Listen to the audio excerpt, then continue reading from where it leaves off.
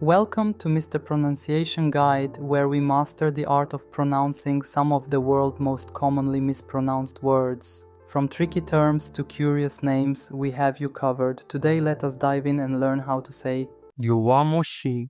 means coward or weakling in Japanese. It's often used to insult or tease someone who is scared, timid, or lacks courage. Common in anime, especially during rivalries or friendly teasing.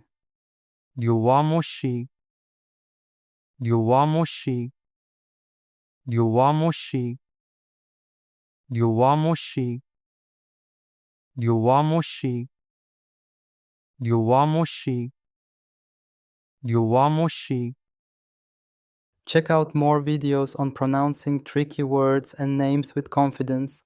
Avoid common mispronunciations with tips from this video. If you found it helpful, I would love your support. Thanks for watching and I will see you soon.